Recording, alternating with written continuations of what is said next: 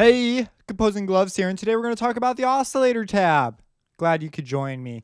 So, in this Sytrus from the ground up, we are going to cover the epic Oscillator tab. What is this deal? Well, we've talked about all these things up here. We've talked about all the things over here, but we haven't talked about this thing, and this thing is the Oscillator tab. You will notice that Sytrus is equipped with an additive oscillator tab in all 6 of these, allowing you to create up to 6 unique waveforms of any kind that you desire. This is one cycle, so it's one cycle of a waveform. So if you have something that varies 2 cycles and you want to recreate it in Sytrus, you're kind of out of luck unless you want to use operator 2 and somehow do a weird time shift thing, maybe using envelopes so that it goes on, off, maybe like way complicated to make. So I wouldn't bother. But you have these as options. So what's up with these bands? So you have 128 harmonics to work with. That's covered in my Sound Synth Basic series, so go check that out. And we could zoom in and out here, and this is a really handy dandy feature. Now, I am used to zooming in using, for whatever reason, my general zoom methods within FL Studios work on envelopes, but not on this tab. So I'm constantly accidentally leaving this page, just so you know. Now, there's 128 harmonics, which means you can have up to 128 signals. Now, the problem is if you want to represent a signal with more than those harmonics, it could still be represented and interpolated, but you're not going to be able to additively create it. But it shouldn't really ever be an issue. So these darker bands are your octaves. Octave, octave. Okay, so that's pretty simple. These other bands in the middle are the harmonics in between the octaves, and the top half of this is amplitude. The bottom half is phase. So if I can change the starting point of this waveform by changing its phase. There's only one active harmonic. It's a sine wave, which should not be a shocker to you. You should understand waveform and waveform basics from my Sound Synth Basic series. And if you watch the FM one, it's also covered in there. Now I can create a shape here. Say that's the shape I want. And I can see it represented on operator 1 here. And I can click convert to sine harmonics, and it will show me the phase of all these harmonics, and it will show me what has happened here as far as amplitude relationships are concerned. So you can see we got this sort of comb filter effect going on here. So what are some cool things we could do now? Well, we can click and manipulate harmonics, which at times can be a very bad idea. We can manipulate phase relationships.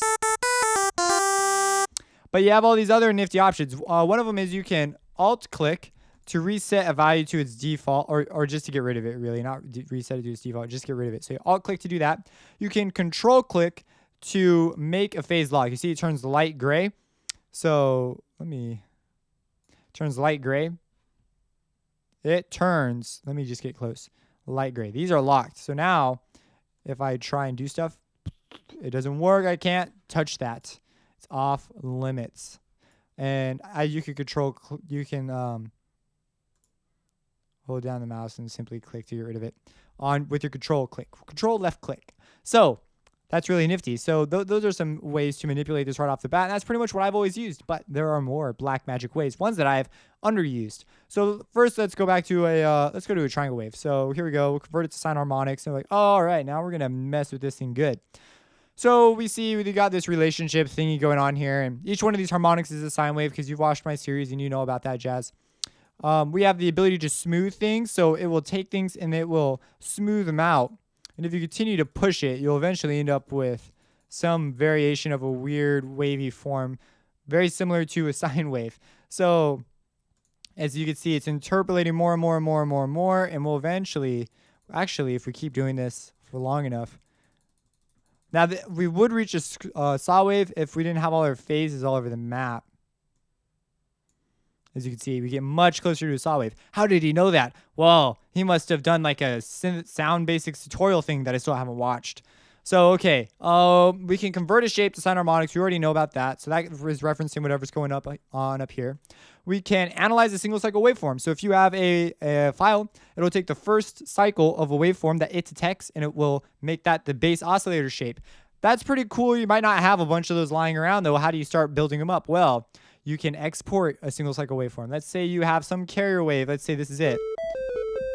And this is like your dream wave. This is it. You would go on a date with this waveform and probably get married. So how can I bring this over to my other operators? How can I use this? Well, you can export it as a single cycle waveform, and then you can bring it into any operator. So I mean, like, I consider that sort of cheating on the waveform you just married, but you know, it's whatever. So once we complete that, we have lock harmonic options, so we can lock all of them. You can't touch it at all. Let's say you've got it just the way you want it. That's the way you want to keep it. Fine, lock and key, it's gone.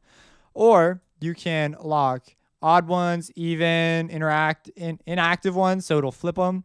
So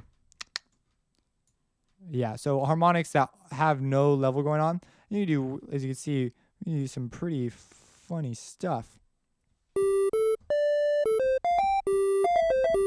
Is it bad that I think of Egypt? I think of Egypt when I see this sign. Oh, that's nifty. I didn't know you could drag it like that. That's cool. So you could drag it out, I guess. I've never done that before.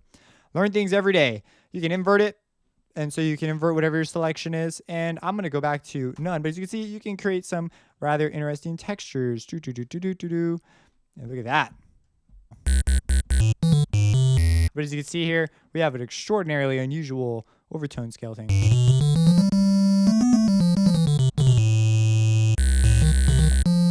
So, okay, now this is really great. So you could save that if you, in fact, you really wanted to. And then we could transpose it up an octave. What does that do? Well, it shifts everything, all the harmonics that we had, up an octave. And so it'll move them all up. And as we keep doing that, we'll lose harmonics as they get pushed out. We just lose them. They're gone forever. So I want to put on my screen. I have a mouse for that. Look at it. See, we got a pointing finger. So if I were to, no, they don't have an undo. So you better make sure you're going to do what you want to do. And you can't transpose back down. So once you push this button, you better be darn sure, but it'll move off the screen. So here's our waveform. And if I hit this again, they move off. And as you see, now we have even less harmonics. It might be a cool idea is to really make a mess and then just slowly undo it. So if we were to like do some stuff down here and say, oh yeah, and then transpose an octave, you see also that they get spread out more. This is because as octaves increase, there's more hertz available. So our harmonics will gradually go, they'll just like an octopus. That's not a good analogy, but it'll get farther apart.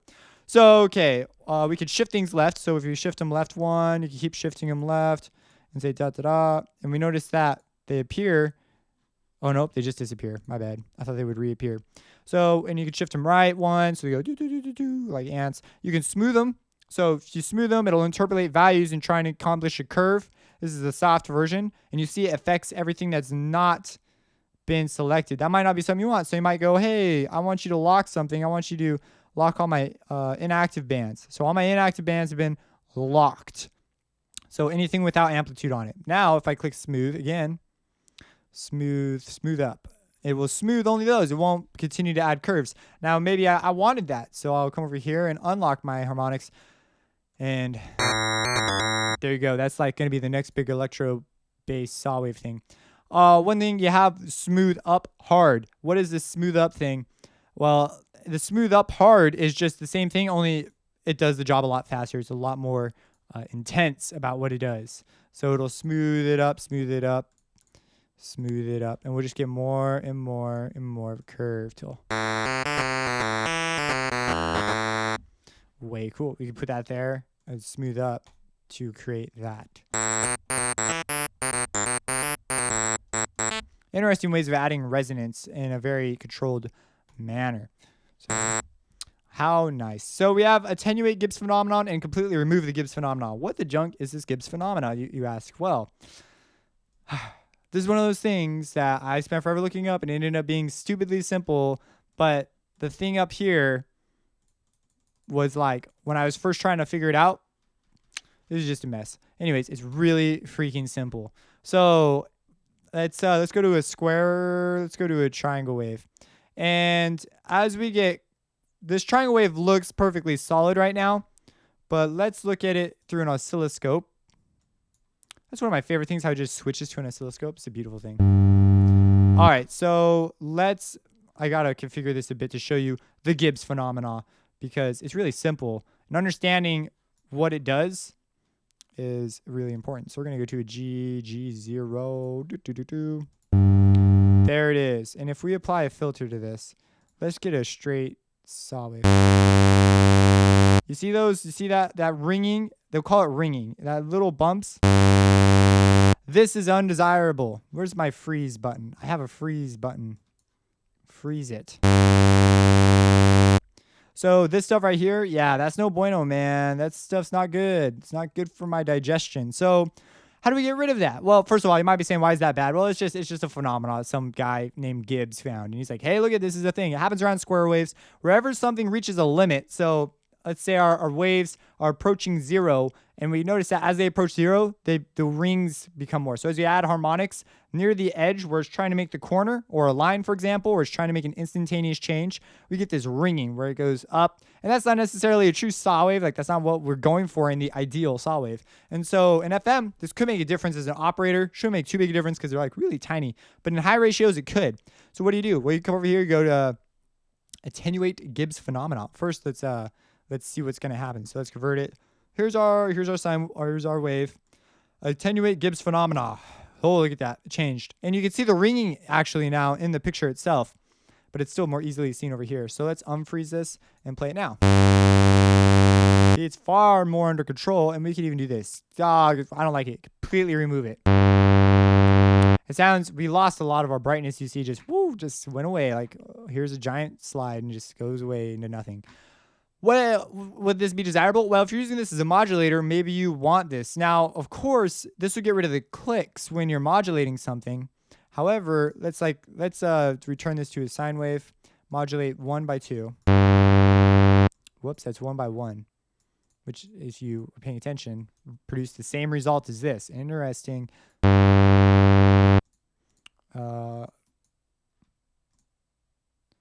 Okay, so let's modulate 1 by 2 or 2 by 1. Let's modulate 1 by modulator 2.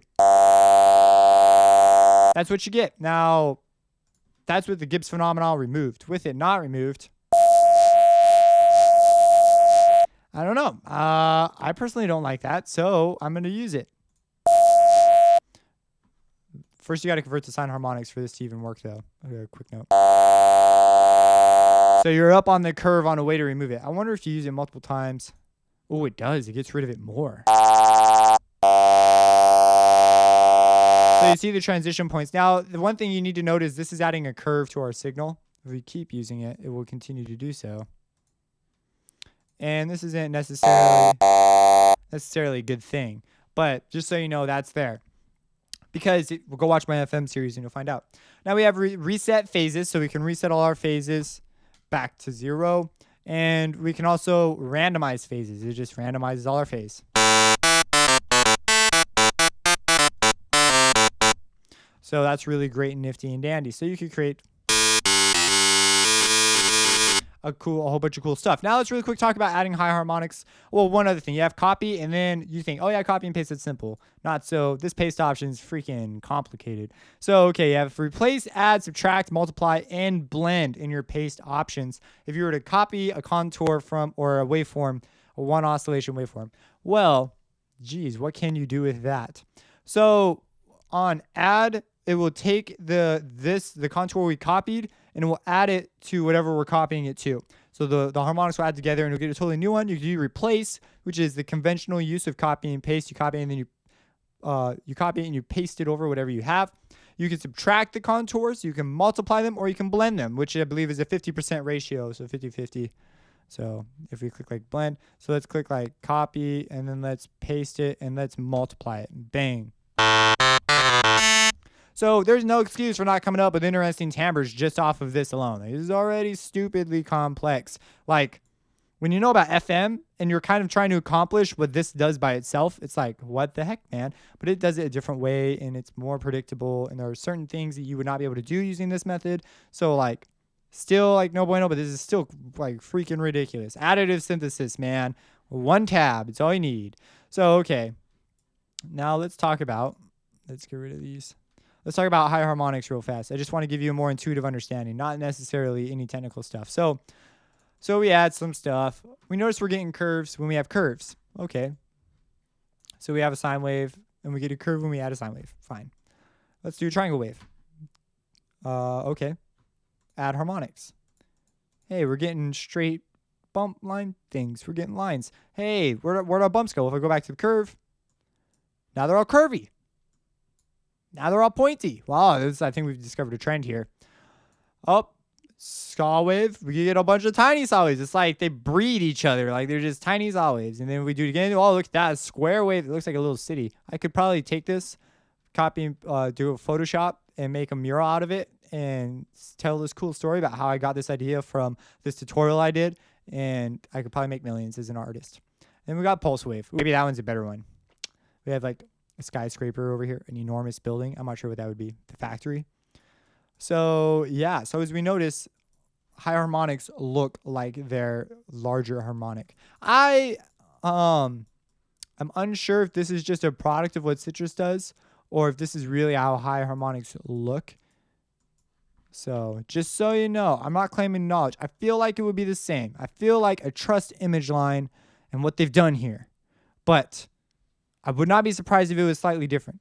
So I don't know. Just in Sytrus, that's the way it is. Maybe someone who knows more than me can help clarify this. Be like, yeah, bro, dude, this is the way it is. Or maybe, nah, bro, dude, that's not the way it is. I don't know.